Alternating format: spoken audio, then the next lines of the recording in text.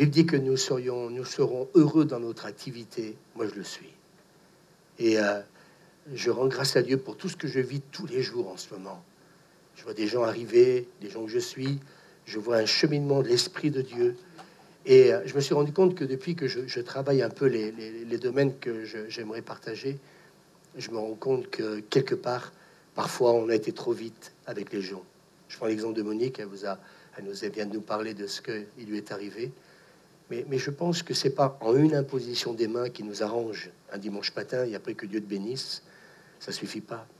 Il faut accompagner les gens jusqu'à ce qu'ils trouvent la consolation, jusqu'à ce qu'ils rencontrent Dieu, jusqu'à ce qu'ils aient fait la paix avec Dieu, jusqu'à ce que on parle de venir à l'église, non pas parce qu'on vous le demande tous les dimanches, parce que cette rencontre avec Dieu fait que on ne peut plus se passer de sa présence. Dis à ton voisin, on ne peut plus se passer de sa présence. C'est une question, en fin de compte, de vie et de mort, j'ai envie de vous dire. Alors oui, nous voulons proclamer les promesses de Dieu. Oui, nous voulons, avec conviction, eh bien, continuer à exercer cette autorité spirituelle que Dieu nous a donnée. Et puis, j'aimerais vous dire ce matin, continuons à être persévérants, parce que on est en train de voir le fruit de cette persévérance, Suzanne.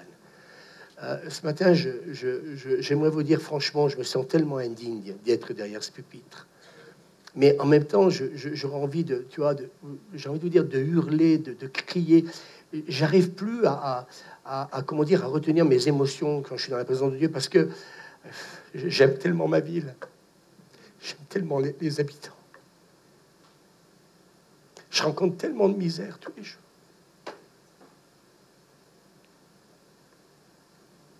Et hier soir, voir ces gens qui venaient me voir pour simplement parler. Au lieu, je dis, Suzanne m'a dit, mais Louis, t'étais où? T'étais pas au loto? Je lui ai dit, ben non, je suis resté dans le hall toute la soirée. Vous savez pourquoi? Parce que j'ai fait que discuter avec plein de gens. Et oui, t'as raison, ce Julien. Voilà. C'est un divorcé, il a besoin. Il est avec sa fille, il élève sa fille tout seul. Il a besoin de Dieu, ce garçon. Oui, mais bon, on va l'emmener un jour où il y aura Jérémy Potin et tout ce que vous voulez, et puis il va se convertir. Non, on commence une relation avec les gens. Est-ce que vous avez compris? On commence une relation. Et le témoignage de Christelle, c'est pas pour mettre votre pasteur en avant, c'est pour vous dire que plus je vois ce garçon, et plus la relation devient celle que le Christ pouvait manifester. Il était aimé par les gens. J'ai envie de vous dire ce matin, j'ai envie d'être aimé par les gens. Pourquoi? Pour dire, ah, c'est le pasteur bleu. Non, c'est ça le Christ. Il était aimé par les gens. Vous n'avez pas envie de dire ce matin, moi aussi, j'ai envie d'être aimé par les gens. On a dit ce matin, en fin de compte, c'est bénir. Notre ministère, c'est bénir. C'est pas maudire. Avec la langue, on peut maudire. Mais avec la langue, on peut aussi bénir. Mais pour bénir, ça demande aussi de se remettre en question. Ça demande aussi de peut-être de pas toujours rester dans la déception, parce que on peut tous se décevoir les uns et les autres. Mais je sais que la déception, elle engendre rien de bon. Elle engendre que la séparation.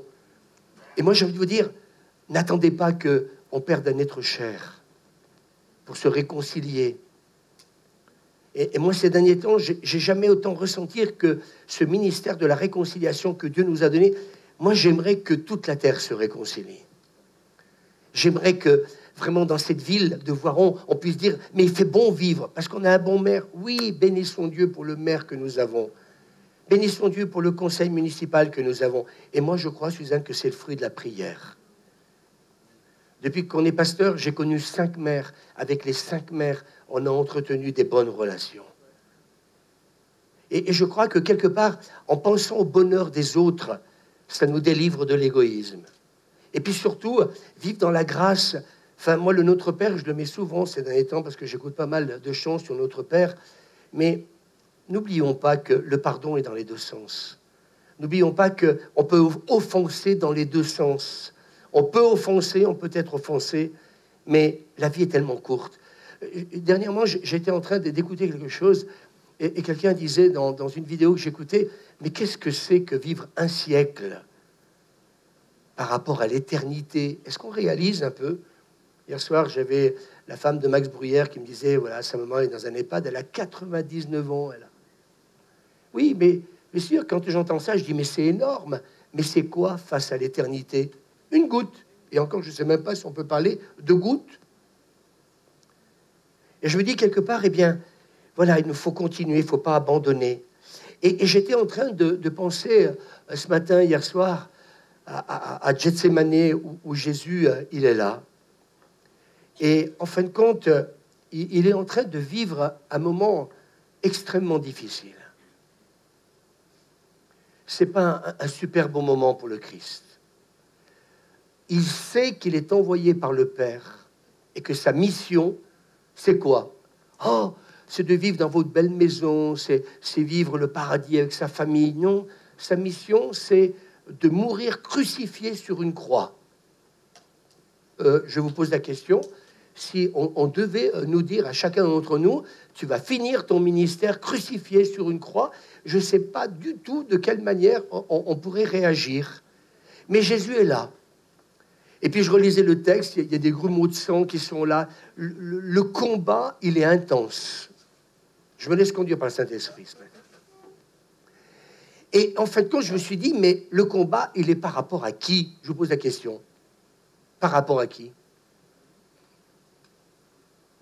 Au diable? Il est en train de vivre un combat intérieur.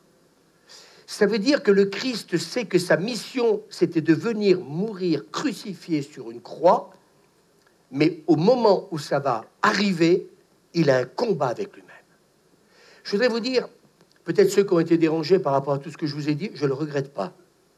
Et la prédication, c'est Louis Lombardo, homme de Dieu et pasteur.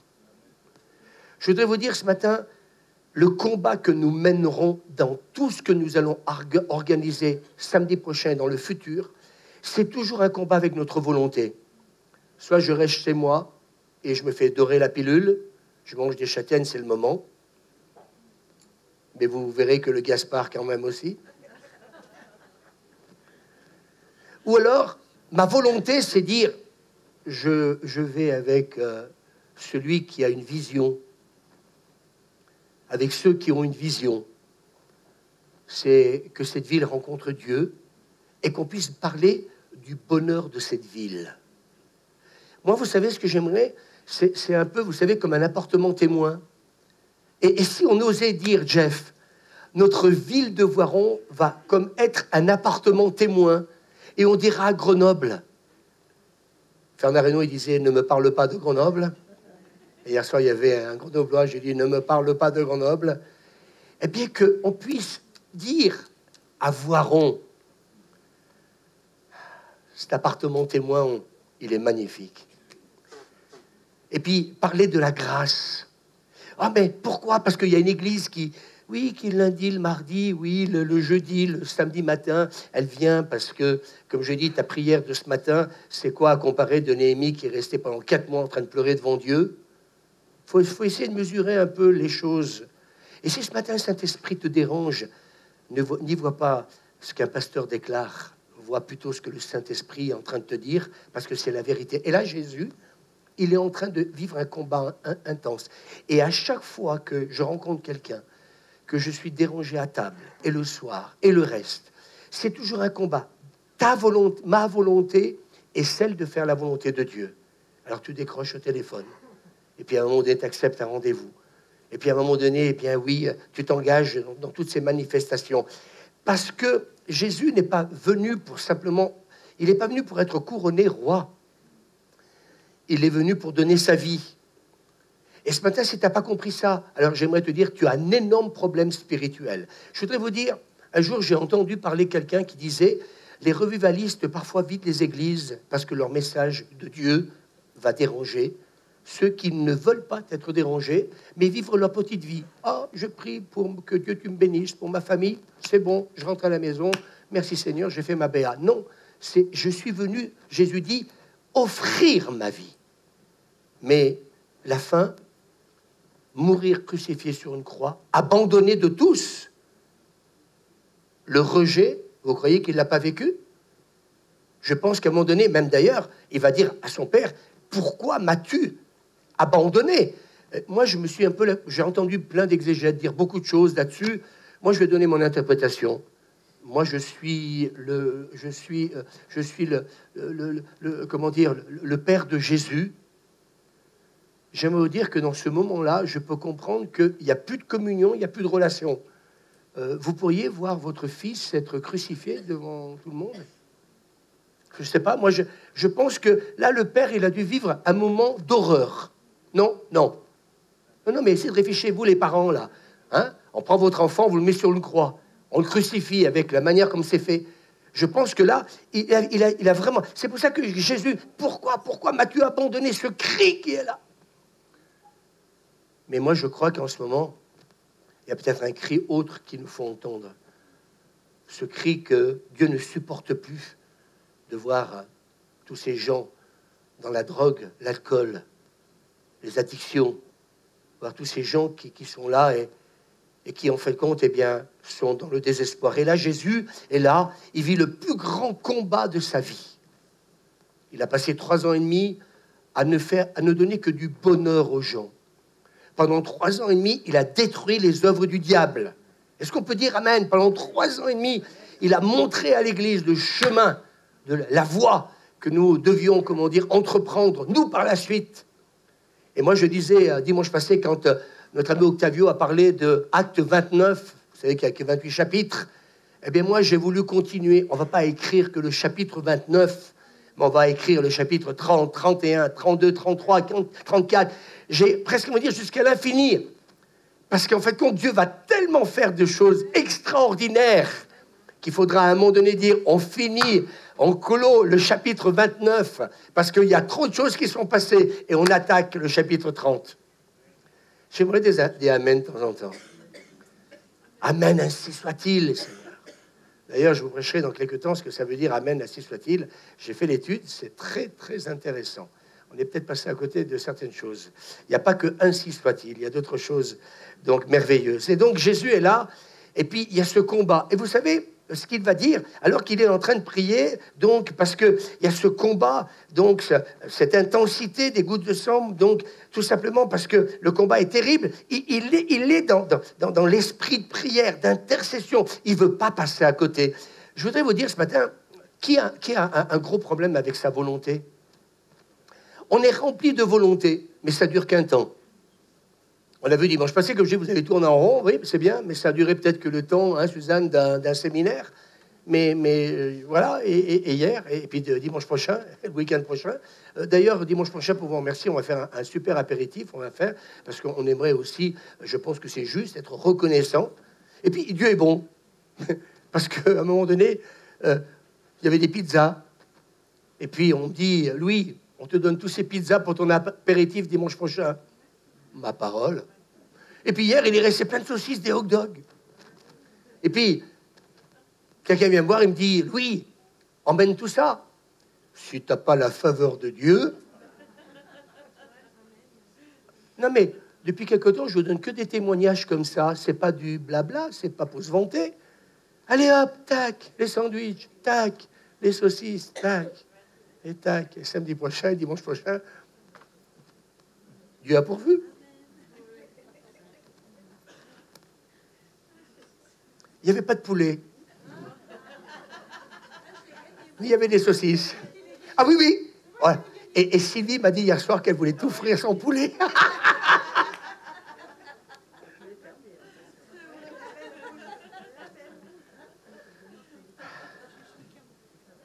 Il y a Karine, elle n'a pas joué au loto, mais elle a gagné un poulet.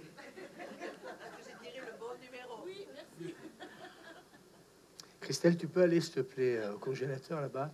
J'ai un bon poulet fermier. Va le chercher. Va le chercher. On va l'offrir à Karine.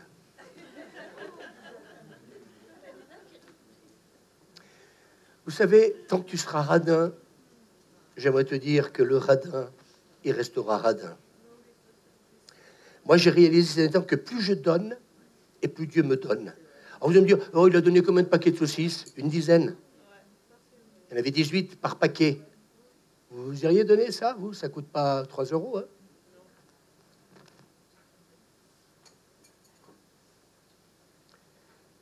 Et là, à ce moment-là, il n'est pas tout seul, Jésus. Et je voudrais peut-être vous dire, ce matin, il y a eu 2 combats qui s'est passé. Et je n'avais jamais réalisé ça. Il y a le combat où Jésus, comment dire, est en train de se battre avec lui-même, avec sa volonté. Mais vous ne pouvez pas échapper à la volonté de Dieu et à la vôtre. C'est notre destin. Et si quelque part on essaie d'échapper à notre volonté, eh bien nous passerons à côté. Écoutez bien, c'est très bon ce que je suis en train de dire. Si nous essayons d'échapper à notre volonté comme Jésus aurait pu échapper à sa volonté, eh bien mes amis, on ne serait pas là aujourd'hui. Mais en même temps, il y a un deuxième combat qui va se produire. Suzanne, elle pleure parce que je suis en train d'offrir un poulet fermier à Karine. Un label rouge. Non, non, c'est pas du poulet à... Voilà, il n'est pas aux hormones, celui-là. Alors vous allez me dire, mais il est fou ce matin, le pasteur, oh, il pourrait nous prêcher en grec, en hébreu. Écoutez, excusez-moi, moi, ils m'endorment depuis des années, tous ces gens-là, parce qu'en fin de compte, eh bien, enseigner, oui, mais c'est pour l'action. Voilà. Il faut le mettre au congélateur. Hein. Que Dieu te bénisse. C'est pas l'Église, je précise, mais du fait que l'amour soupçonne pas le mal, c'est pas l'Église qui l'a payé, c'est Suzanne et moi. Non mais, vous savez, des fois, il vaut mieux tout dire. Comme ça, au moins, on évite... mais pas dans cette Église. C'est vrai que dans cette Église, on soupçonne pas le mal. Donc, excusez-moi d'avoir pensé ça. Mais je l'ai peut-être pensé pour vous. Donc, je continue. Il y a 2 combats qui se sont menés ce jour-là. Jésus est à Gethsémané. Il est là. Et puis, il y a le soutien des anges. On les voit dans la Bible, hein, ils sont souvent présents pour soutenir tous ces hommes de Dieu et ces femmes de Dieu. Et puis, en fin de compte, eh bien, alors que Jésus est en train de vivre ce combat, et qu'à côté de lui, ceux qui se disent amis en plus, les amis de Jésus, Suzanne, ils sont là sans être là. Bien sûr, attendez, pour être à côté du pasteur, il faut qu'il soit parfait. J'aimerais que quelqu'un lève la main s'il l'est. Je vais attendre peut-être 3 minutes parce que, vous savez, ceux qui se croient parfaits, donc on rejette les autres parce que nous, on est parfaits, donc le pasteur, lui, il l'est pas. Bien sûr, parce que moi, je suis devant vous toute l'année, donc c'est tellement facile. Voilà, j'ai une vie publique. Mais, j'ai envie de dire, il y a eu 2 combats.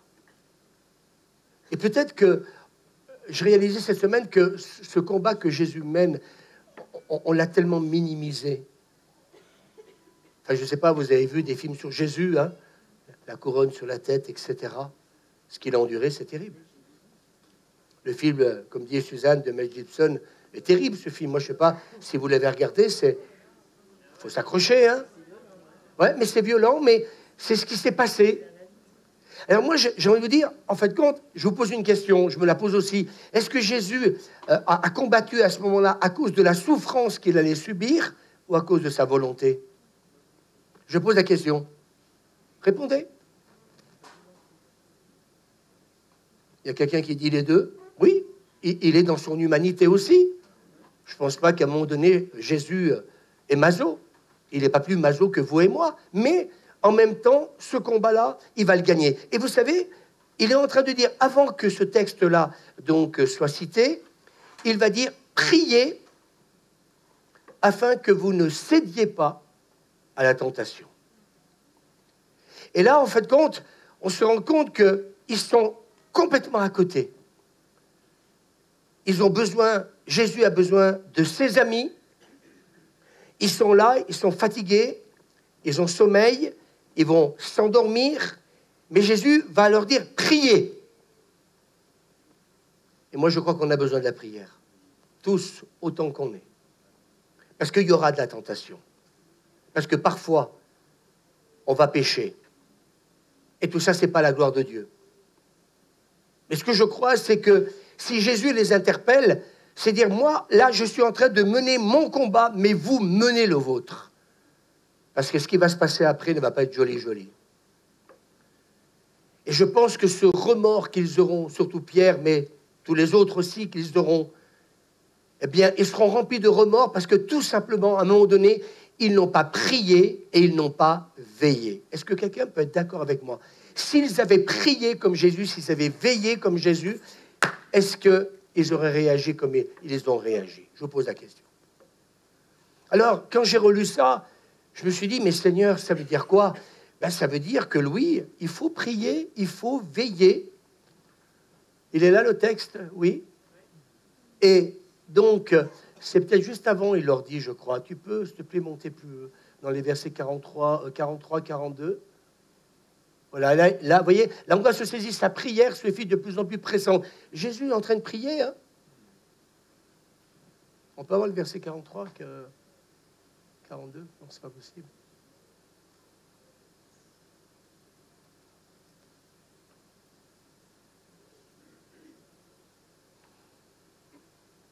Peut-être encore avant, alors. Encore verset 40. On prend le temps, hein, on a le temps. Hein. C'est pas midi encore. Non, peut-être non, avant encore. Verset 40, 39. Voilà, quand il fait arriver, il leur dit, voilà, priez pour ne pas céder à la tentation. Et lui, qu'est-ce qu'il fait? Il se retire et il se met à genoux et pria. Voyez?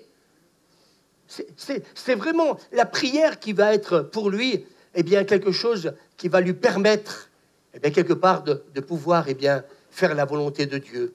Mais eux, qu'est-ce qu'ils font? Oui, c'est très bon ce que je viens de dire. C'est la prière qui permet à Jésus, dans sa relation avec Dieu, de pouvoir faire la volonté de Dieu, tandis que eux, qu'est-ce qu'ils font? Plutôt que de prier, dites-le plus fort, plutôt que de prier, ils s'endorment.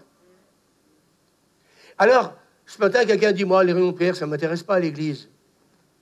Tu es peut-être en train de t'endormir.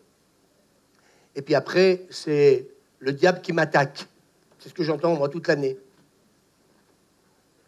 Et après, on vient me voir en disant, voilà, je vis un échec, oui, j'ai péché, oui, ceci, oui, cela, j'entends ça toute l'année. Mais je me suis dit ce matin, et hier soir et cette semaine, je me suis dit, mais en fin de compte, Jésus leur dit, priez. Il est en train de leur dire quelque chose d'extrêmement important. Alors, je voudrais vous dire une chose, à chaque fois qu'on ne fait pas ce que Dieu nous demande de faire, Suzanne, écoute-moi bien, il va y avoir, dites-moi des merci Jean-François. Il va y avoir des conséquences à chaque fois que nous sommes dans la désobéissance, que vous le vouliez ou pas. Tu peux jouer dans un groupe de louanges, tu peux prêcher, tu peux être un leader, tout ce que vous voulez. À chaque fois que Jésus leur dit, priez. Pourquoi? Pour le réveil. Priez afin que vous ne tombiez pas dans la tentation. Jésus sait, il sait que le combat va être rude. Lui-même, il va le vivre, ce combat. Quelque chose de terrible, ce qu'il va vivre. Mais mes amis, il sait qu'il n'y a que la prière qui va pouvoir lui donner la victoire dans sa relation avec Dieu. Et j'aimerais vous dire ce matin, et je le sens, et je le dis comme je le reçois, je pense que certains se sont beaucoup endormis. Alors après, peut-être que certains ne se sont même pas rendus compte qu'ils ont été même frappés dans leur famille aussi. Alors posons-nous un peu les questions, plutôt que d'accuser toujours Dieu. Parce qu'il arrive des choses. Ils auraient pu accuser Dieu pour dire, mais Seigneur, tu te rends compte, regarde, on aurait pu, être épargnés de tout ça, cette honte de l'avoir renié. Mais Jésus les rend responsables. Est-ce qu'on peut dire amen? Je ne vais pas prier à votre place. Et je vais vous dire ce matin, franchement, en tant que pasteur, je vais prier pour vous, mais je ne vais pas non plus prier à votre place si aussi vous ne faites pas votre part. Oh là, mais les internautes, vous n'allez peut-être pas aimer le message de Louis Lombardo, mais c'est pas grave. C'est la vérité. Il faut qu'on vous dise la vérité. Il faut que ce matin, que vous entendiez la voix de Dieu. Il n'a pas dit, je vais prier pour vous, pour que vous ne tombiez pas en tentation. Il leur demande à eux de prier. Est-ce qu'on peut dire amen? Et Seigneur, tu dis ce matin, à toi, c'est à toi de prier et prendre la victoire. Et j'ai réalisé, en fait, compte, toute cette semaine, que, en fait, compte, la prière n'est pas qu'une question de demande. On ne vient pas que pour prier, pour bénir ma famille et pour bénir mon travail et bénir ceci, cela. Mais, en fait, compte, j'ai réalisé, Suzanne, que pour moi, la prière, c'est une question de communion avec Dieu. je ne viens pas avec des demandes. Je viens parce que j'ai ce besoin d'être en communion avec Dieu. Et là, Jésus, parce qu'il ne s'endort pas, parce qu'en fin de compte, il résiste à sa volonté, eh bien, que vous le vouliez ou pas, eh bien, il reste en communion avec le Père. On peut dire Amen? Et là, papa, qu'est-ce qu'il fait? Il voit son fils qui est en train de vivre un combat spirituel énorme. Et il dit, là, je vais le soutenir. Là, je vais lui envoyer les anges. Et j'aimerais vous dire ce matin, c'est vraiment très bon ce que je suis en train de vous dire. En fait, obéissons à ce que Dieu nous demande. Et il va donner la force de résister. Amen. Par la prière, par cette communion avec Dieu. Il va nous soutenir par son esprit. Amen. Et alors que tu vas prier, que tu vas intercéder, tu vas louer, tu vas adorer Dieu, tu vas sentir l'Esprit de Dieu qui vient sur toi et qui va te donner la force, alléluia, de continuer si en plus Jésus nous avertit d'une chute.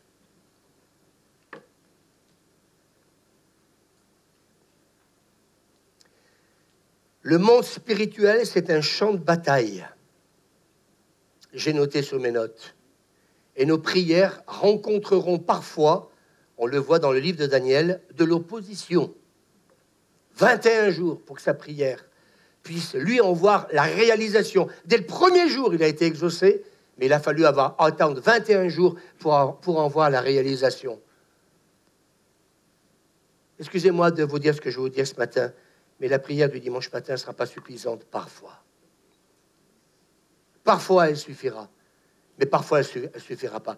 Parce que nous sommes environnés de hordes de démons qui ne veulent pas que tu rentres dans ta destinée. Il ne veut pas que cette ville se réveille. Il ne veut pas que vraiment cette ville rencontre Dieu.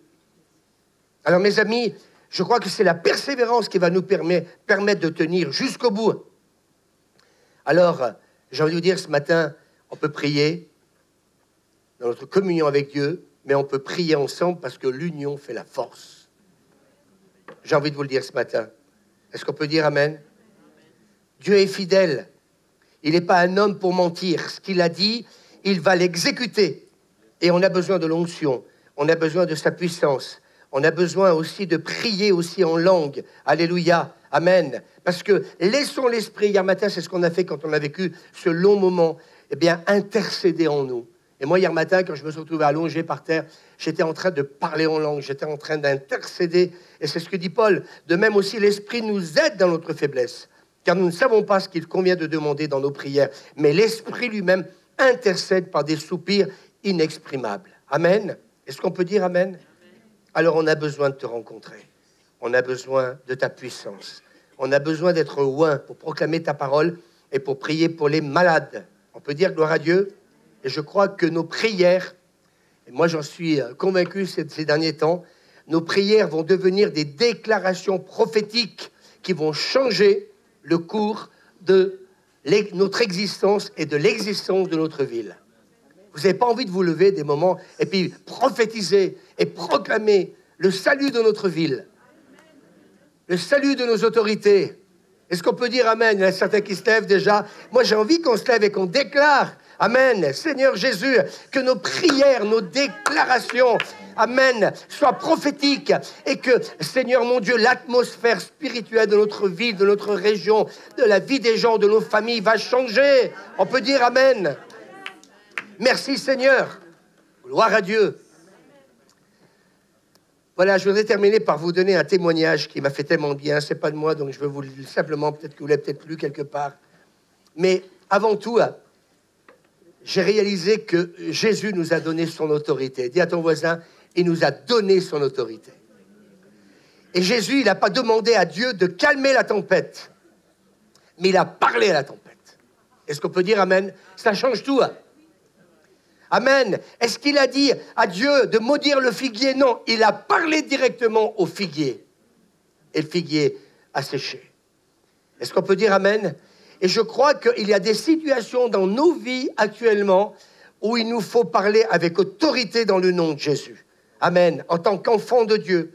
Et je crois que quelque part, eh bien, ne nous arrêtons pas à ce que l'ennemi peut faire quand il essaie de nous malmener ou malmener des membres de notre famille ou alors des amis que nous aimons. Parce que l'ennemi, c'est un menteur. Dis à ton voisin, l'ennemi, c'est un menteur. Mais cette action de Dieu dans notre vie va faire la différence. Amen. Dis à ton voisin, il faut qu'on réalise cette autorité spirituelle que Dieu nous a donnée. Tu as de l'autorité au nom de Jésus.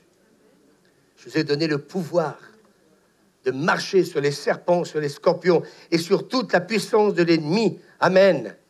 Et je crois que c'est quelque chose qu'il nous faut comprendre, parce que sinon l'ennemi va l'utiliser contre nous si on n'exerce pas cette autorité. Amen. Et quelqu'un a dit, la seule autorité que l'ennemi possède, Suzanne, j'aime beaucoup ce qu'il va dire, la seule autorité que l'ennemi possède est celle que nous lui cédons. Tu lui donnes de l'autorité à chaque fois que tu baisses la garde, à chaque fois que tu ne te tiens pas devant Dieu, seul, mais aussi avec les autres. Et moi, je n'ai pas envie de lui céder un iota, pas du tout. Amen. Et c'est pour ça que Jésus donc a dit, toute autorité m'a été donnée dans le ciel et sur la terre. Pas une partie, mais toute autorité. Et dis à ton voisin, il nous l'a conférée, cette autorité.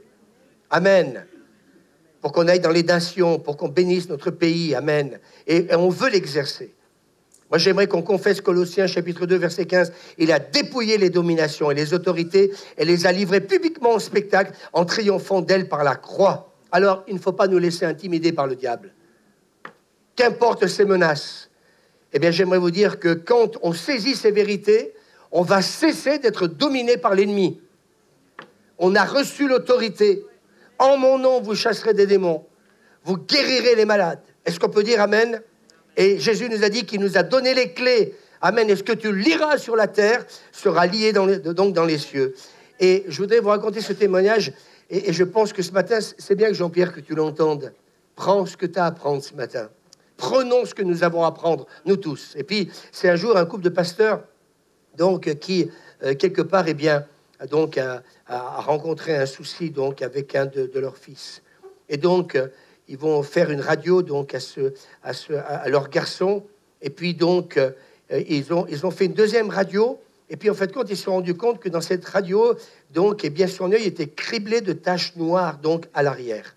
Et donc, c'est une maladie qu'il avait donc contractée, une maladie oculaire dégénérative très rare. Et puis, donc, les parents savaient que, eh bien, leur enfant allait donc terminer, comment dire, aveugle. Et c'est donc le diagnostic que les médecins donc ont commencé donc à déclarer pour leur fils donc qui avait à l'époque qui avait donc 12 ans. Et puis en fait compte ils vont dire, et moi j'aime leur réaction, Suzanne, eh bien plutôt que d'accepter la situation, dis à ton voisin, arrêtons d'accepter la situation. On peut repartir avec des cadeaux du ciel ce matin. Et quelqu'un repart avec un poulet. Est-ce que c'était prévu, Karine? C'était pas prévu. Et en fait compte, elle dit, en fait compte, ils ont dit à toute l'église de prier.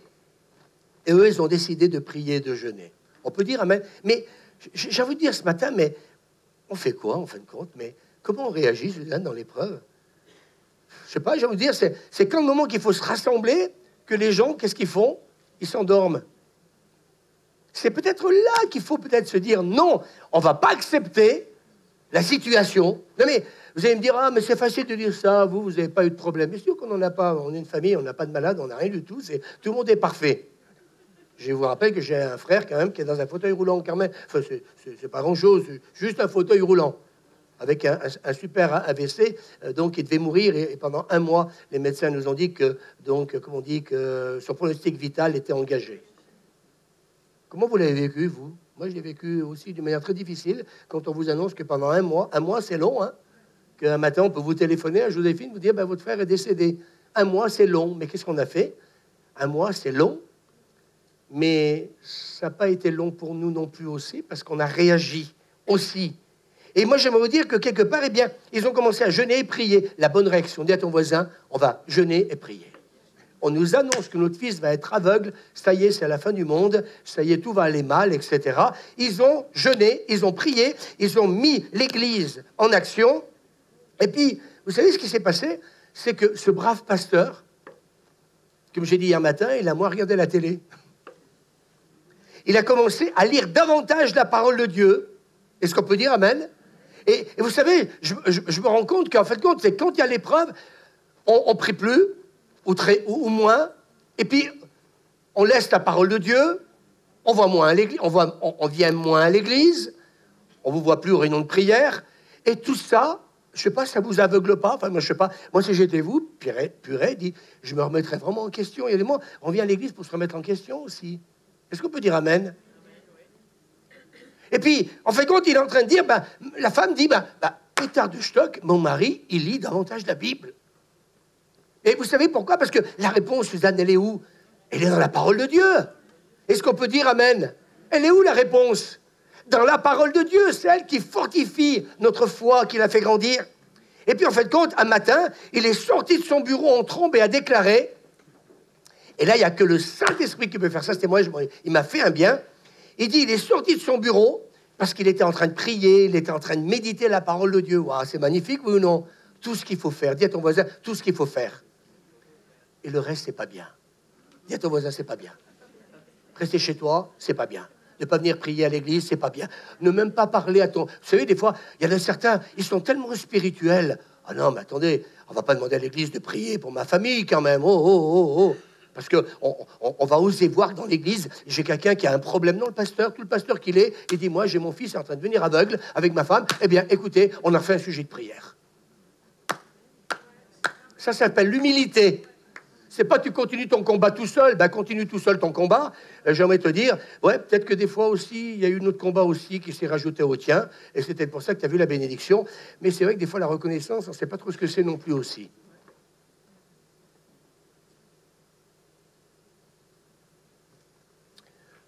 Oui, Jeff, il rigole, il se dit, Pétard, ce matin, qu'est-ce qu'il a mangé? Du lion. Il aurait dû se coucher peut-être à 10h, il serait peut-être moins agressif. Ouais, mais j'ai pas envie qu'on perde notre temps, j'ai pas envie de vous endormir, j'ai envie de vous dire la vérité. Et donc il sort de son bureau en trombe, il déclare, nous nous y prenons de la mauvaise façon. Alléluia! Nous ne cessons de demander à Dieu de nous donner ce qu'il nous a déjà donné. Je le redis, nous demandons à Dieu de nous donner ce qu'il nous a déjà donné. Il dit, arrêtons-nous un instant et réfléchissons. J'aimerais vous dire à certains, là, je ne vous reconnais plus, parce qu'en fait, compte, vous réfléchissez même plus si tout seul. Mais moi, j'aime bien réfléchir avec les autres. Parce que c'est ça, le vrai travail en équipe, c'est on réfléchit ensemble. Il y a plus d'idées, Suzanne, il y a plus d'idées. Et s'il manque une idée, vous allez avoir l'idée que je n'ai pas. Et puis, en fait, quand on fait des choses constructives, il dit Amen.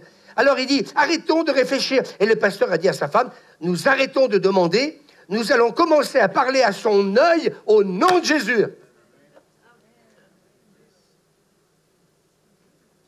Alléluia. Nous allons commencer à parler à son œil au nom de Jésus. Oui, mes chéris, les médecins, ils ont dit que, eh bien, il s'est enfermé dans son bureau, il a prié, il a commencé à étudier la parole de Dieu, et puis d'un seul coup, oh, Dieu m'a parlé. Vous savez que Dieu nous parle quand on lit la Bible? Enfin, normalement, Étienne s'est étudié pour. La Bible nous a été donnée pour que Dieu nous parle. Dis à ton voisin, la Bible nous a été donnée. Alors, pourquoi tu la lis pas? C'est la parole de Dieu. Pourquoi tu la lis pas?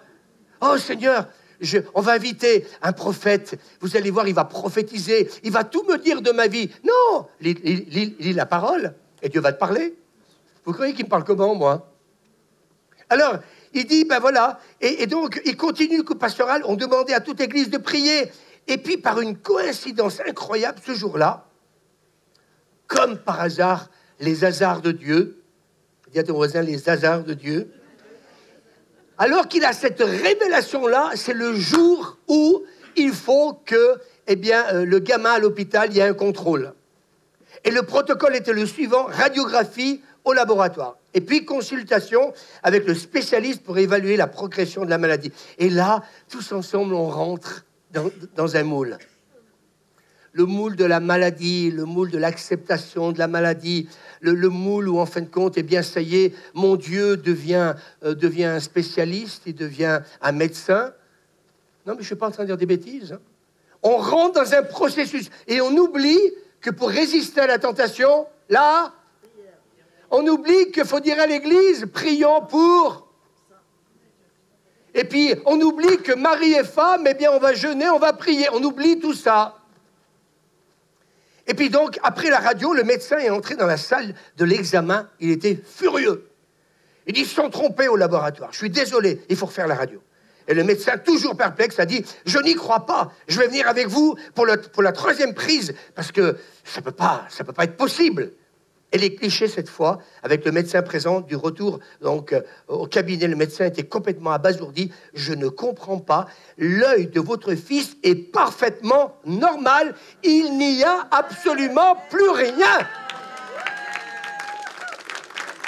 Il n'y a plus rien.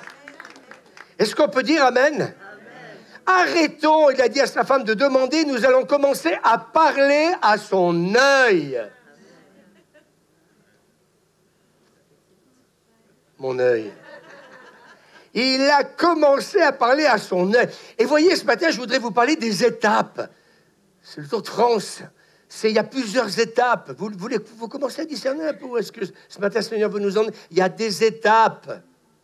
L'étape de l'humilité, l'étape de l'humiliation, l'étape où il y a ce combat intérieur, l'étape où il faut résister au diable, l'étape où il faut prendre la bonne décision, l'étape où il faut réveiller l'Église pour leur dire « Oh, arrête de dormir !» Ouais, mais moi, je peux venir que le dimanche matin, ça me suffit, hein. Moi, je suis fort, hein, vous savez. T'as vécu des moments très difficiles personnels avec ta famille, mais tu fais le fort encore. Et moi, j'ai envie de vous dire, moi, j'ai pas envie de faire le fort. J'ai besoin d'être dans la présence de Dieu. Est-ce qu'on peut dire amen?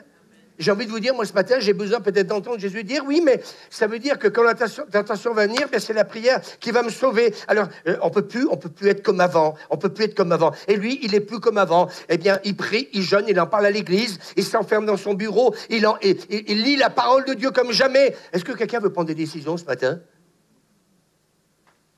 Je vais redonner ce témoignage que j'ai donné hier matin. Moi, l'année passée, je suis rentré de vacances avec Suzanne. On se fait tellement du bien pendant ces quelques jours qu'on est ensemble à prier. Et puis l'année passée, j'ai dit non, la télé, il y en a ras-le-bol. Parce qu'en fin de compte, le temps que je regarde la télé, ça me bouffe du temps sur le reste. Et puis en fin de compte, j'ai tenu pendant 1 mois. Alléluia. J'étais content. J'ai dit waouh. Et puis au bout d'1 mois, lui, il était fatigué. C'est comme ça que le diable, il dit, t'es fatigué. Allez, allume la télé. Puis j'ai commencé à regarder un film. Et puis après, ça a été 2. Après, oui, bien sûr, pas à 8h30. Excusez-moi, je rentre toujours à Suzanne le sait, très tard. Et puis c'était là, je me couchais à minuit. Puis minuit et demi, on se fait prendre au jeu, les informations, parce que moi, je regarde très peu la télé à midi, etc. Et puis cette année, j'ai dit au Seigneur, non. Cette année, non. Et puis cette année, on a vécu des moments tellement forts. Vous voyez, pour vaincre la tentation, c'est quoi? Ils sont encore en train de nous dire qu'ils ont prié, ils ont loué, etc. Non. Ce temps qu'on a passé nous a fortifié mon âme et mes décisions et mes résolutions. Et maintenant, depuis donc on est rentré le 24 août, eh bien, je regarde la télé que le dimanche soir. Je tiens, mais j'ai jamais autant eu de paroles de connaissance. J'ai jamais autant eu de paroles prophétiques. J'ai jamais autant vécu ce que je vis avec Dieu. Parce que ma communion avec Dieu. Et là, le gars, il dit, je m'enferme. Et puis ma femme, on prie, on jeûne, l'église prie, Dieu me parle, j'ouvre la parole. Qui c'est qui ne lit pas beaucoup la parole? Lisez la parole. Ça va vous faire du bien. Vous n'êtes pas obligé de lire Obélix et Astérix. Tintin et Milou. Ça, c'est les jeunes, ça, quand je leur dis ça, ils disent le pauvre, il a vieilli. Donc, je continue. Et donc, il n'est pas content. Il n'y croit pas du tout, ce brave médecin. L'œil de votre fils est parfaitement normal. 2 ans plus tard, ce couple pastoral a témoigné que les yeux de leur fils étaient toujours parfaits. Et moi, je crois qu'il y a des choses que nous devons demander à Dieu, mais parfois, il y aura de l'adversité, il y aura des montagnes devant nous. Mais Jésus, il a, commandé à la montagne de se jeter dans la mer. Il n'a pas parlé à la montagne, il a commandé, Suzanne. Et hier matin, quand on a prié pour Lucie, à un moment donné, j'ai dit, oh Seigneur Jésus, ce poison-là, il faut qu'il disparaisse. Puis quand je l'ai vu ce matin, ça m'énerve des fois, j'attendais qu'elle me dise, Louis, je vais mieux. Puis j'étais là, et puis je chantais. Puis je dis, pétard, mais je lui pose la question ou pas? T'es guéri ou t'es pas guéri? Mais oui, on est tous comme ça, on est... Et puis elle me dit, ça va beaucoup mieux. Alléluia. Et puis, vous voyez, tout à l'heure, elle est venue déclarer sa guérison. Est-ce qu'on peut dire amen? Et c'est là que, quelque part, il faut commander à la montagne. Il a compris, il faut parler à ton œil, il faut parler à ton rein, Jean-Pierre.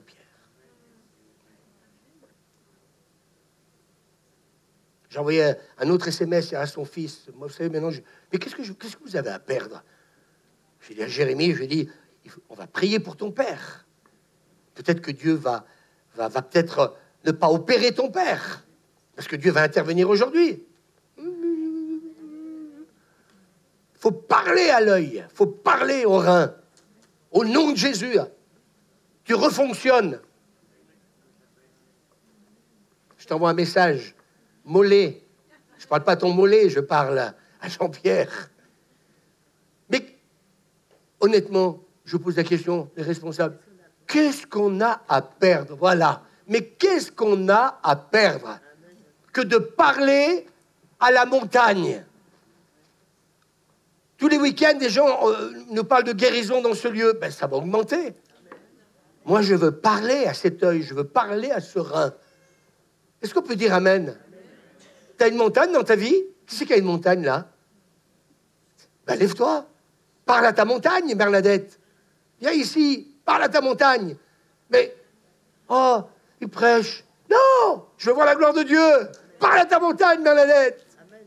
Allez, au nom de Jésus.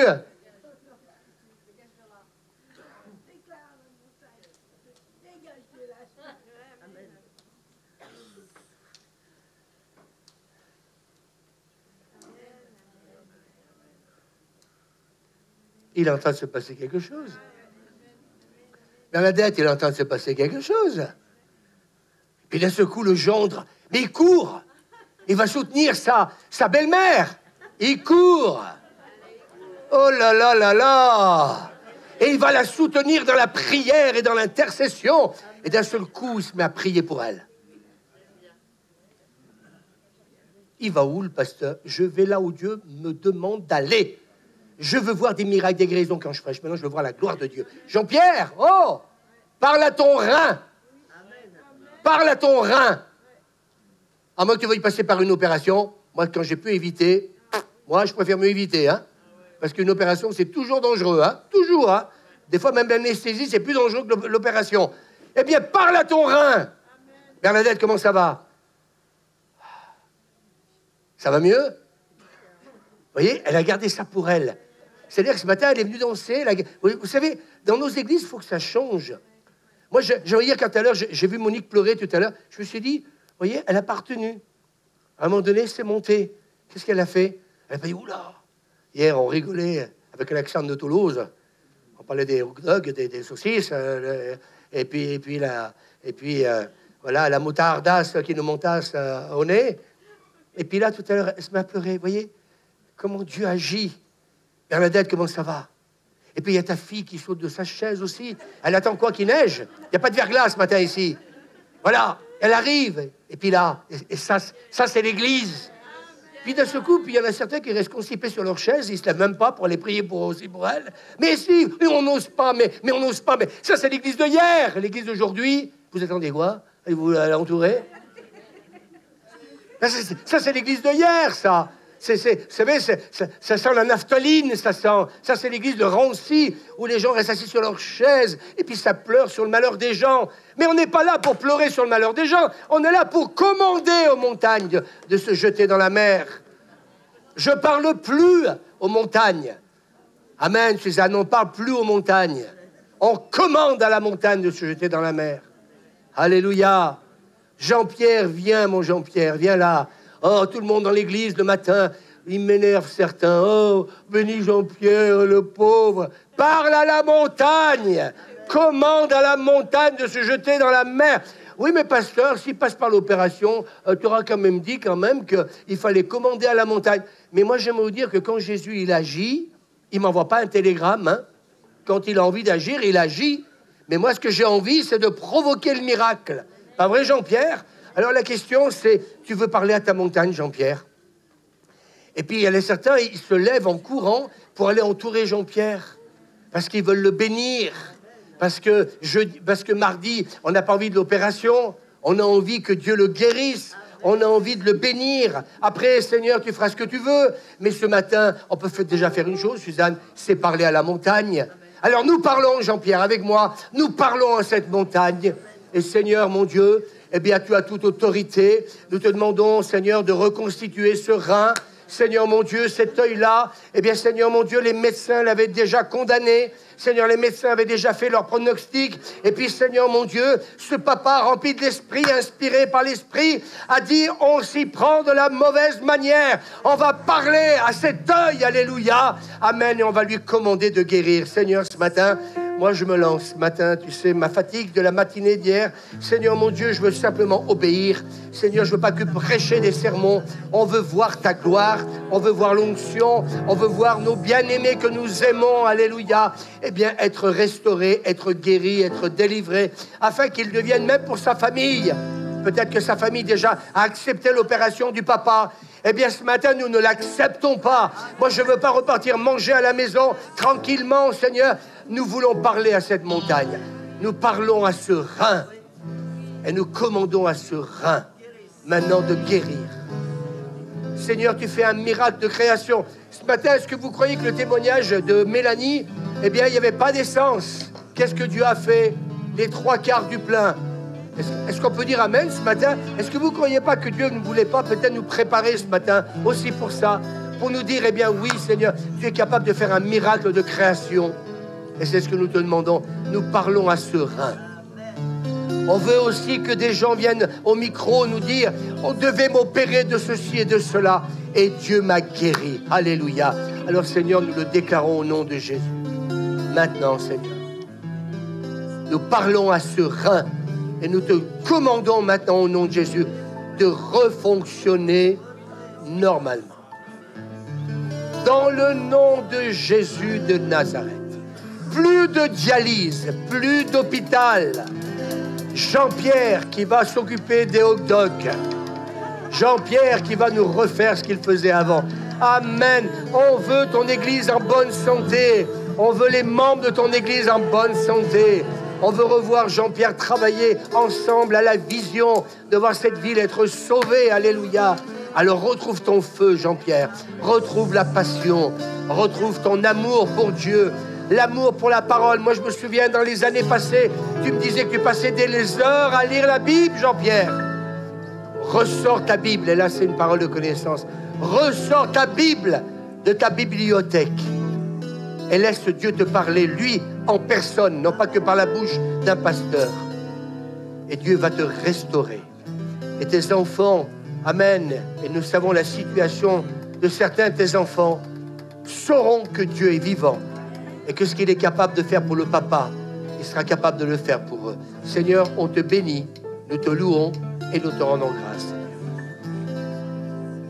Nous avons parlé à ce rein. Jette-toi dans la mer. Et nous te bénissons et nous te rendons grâce. Parce que maintenant, Jean-Pierre sera au bénéfice de la grâce de Dieu. Vous voyez, ce matin, j'ai préféré oser, vous voyez, faire ce qu'on est en train de faire. Parce que si on ne commande pas les choses, on ne verra jamais rien. Alors il faut oser. Après, Dieu fait ce qu'il veut. Mais moi, ce matin, j'applique la parole de Dieu. Alors après, c'est les desseins de Dieu qui s'accomplissent. Mais si une parole n'est pas prononcée, le miracle ne peut pas se produire. Vous comprenez ce que je veux dire? Est-ce que vous m'entendez, Église? Si vous ne prononcez pas une parole de Dieu, ça ne peut pas s'accomplir. Vous la prononcez, après, c'est Dieu qui fait ce qu'il a à faire. On peut dire amen? Jean-Pierre, parle à ton rein, parle à ton rein. Jette-toi dans la mer. Jette-toi dans la mer. Et je déclare, dis-le, un miracle de création. Comme ce garçon, un œil tout neuf, un rein tout neuf. Tout neuf.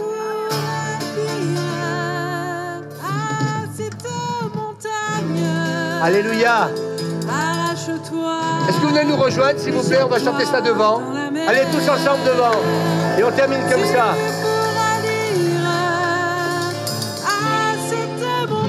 Voilà, venez au milieu, venez au milieu. Allez, venez nous rejoindre, s'il vous plaît. Venez par là, venez par là. Et jette-toi dans la mer. Et la montagne bougera de là. Bougera de là. Bougera de là, bougera de là. La montagne bougera de là.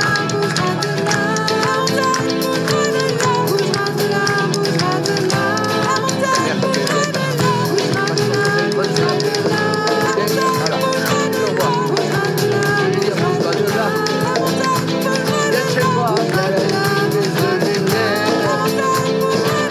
Bougera de là, bougera de là.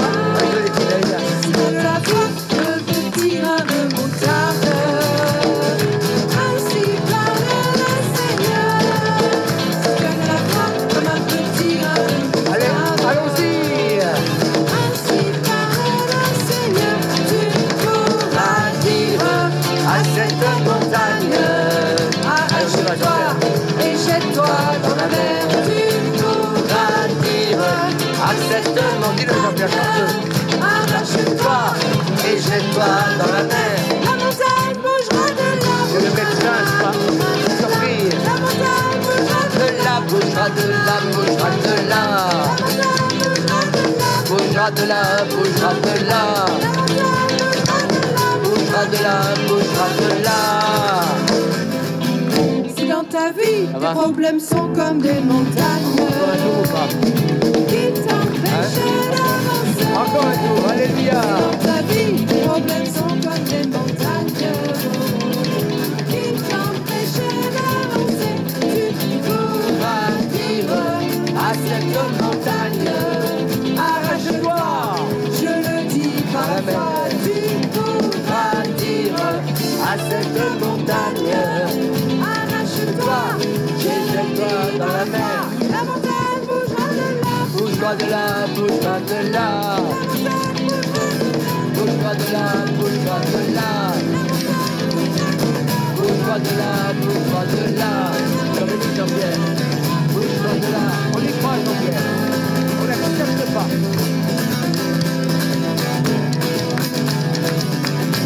On a commandé au Dieu. Alléluia. Alléluia, alléluia. Alléluia, alléluia. Reste avec lui, reste avec lui, reste avec lui.